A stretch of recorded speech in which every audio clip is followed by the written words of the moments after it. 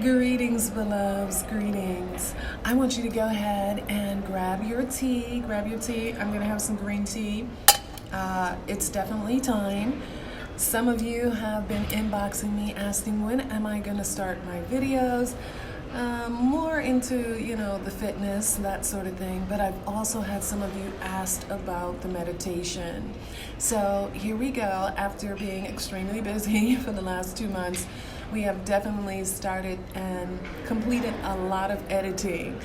I'm trusting that these video shorts that you will receive, whether it's on yoga, spirituality, meditation, will be beneficial to your life. And with that being said, take a sip of your tea. Man, that's good. Sometimes it's just real good. Okay. In this video, we're going to discuss the different types of meditation, breathwork, and divination. Some will say that there's 12 different types of breathwork, meditation, this sort of thing. However, we're going to cover them in part 1, 2, and a bonus video being part 3. In this video, we're going to discuss 4 of the major, or I would say the main ones to introduce you to it. And the first one we're going to start with is your concentration. And on the depth of that, most of us will say focus, this sort of thing. And that's basically it. Your concentration is where you will focus, but you'll be focusing on the breath and you'll be connecting with a certain point. You can choose to use candles. However, that will lead you more into your divination and your shadow work. So do be clear with that. And number 2 is your contemplation. Most of us do that on a regular, but we don't do it with great intent. So with our contemplation, this means that you're taking your thoughts, and you're creating from that mind space, your head, to manifest as well as go over those affirmations of certain things that you want to come to pass. And everybody knows how I deal with the words now. So if you desire them to come to pass, it has longevity. And that means you have an active mind. Number 3 is all about chanting and the discipline. Some of us will wear beads, sacred beads, and count them while speaking or chanting a certain phrase that vibrates with you on such a higher level. Again, another form of an active mind. Number 4 is all about that transcending star. Now, people call it different things. However, this is all about where we take our thoughts that we have so many in a day-to-day situation. That goes into your meditation, but yet it goes beyond.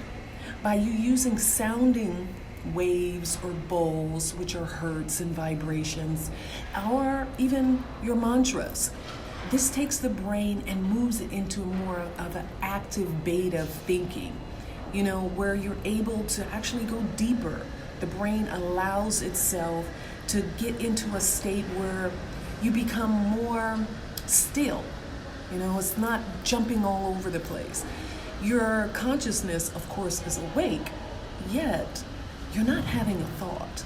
It's a very powerful tool, very, very powerful tool to use your intent and to put everything that you're desiring to see as a fulfillment into this particular realm.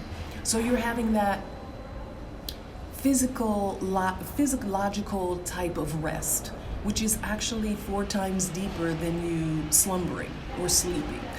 So it has the potential to help you heal in certain areas of your body and even unlock actually certain blockages that you may be dealing with, which helps you restore and bring yourself back to a form of balance. Now, I like to call it Mayat. And in many terms, it helps you produce those key elements that we all need: emotional and hormonal balance, such as the serotonin, which is for your happiness, or I like to call it joyfulness. Oxytocin, which is all about your love. Melatonin, which is all about your slumber, your rest. And of course, if you don't have those 3, you're going to have the stress, the fight or flight, So it's one of those things that you would have to learn by oxymoron or proxy. And it depends on what you prefer, maybe even both. This video, part 1, is simply about just opening and introducing you to meditation, your breathwork, and divination. So do look at the rest of the series and look at the highlights and the main important points that are available that can aid and assist you on your holistic wellness and fitness journey. I'm trusting that you'll find some different things in here to use for yourself. I did, and I've worked with other people who have as well.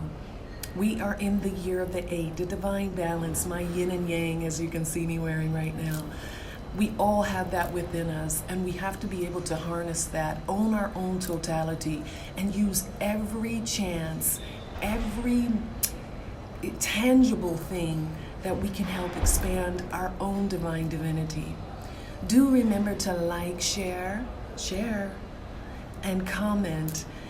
I mean, it's time for us to each one teach one, to share this so it's a harmonious balance. All right?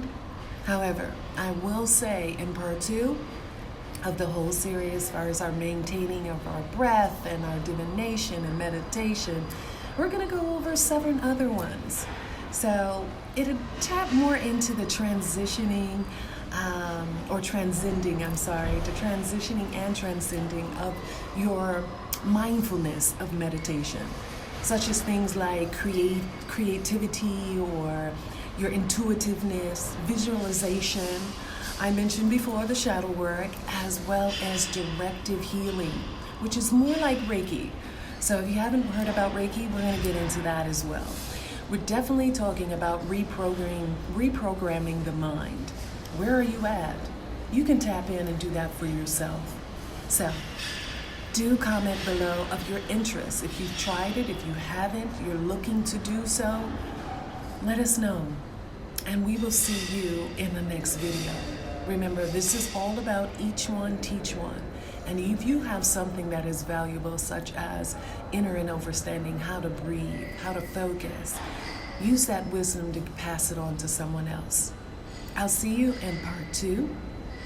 And may the divine source that works in you, that works through you, that works for you, and that works by you continue to guide, heal, protect, and expand your divine divinity. Besito grandes, beloveds, and I'll see you in part 2. Don't forget, have that tea and sit by some water too. Ciao for now, amores.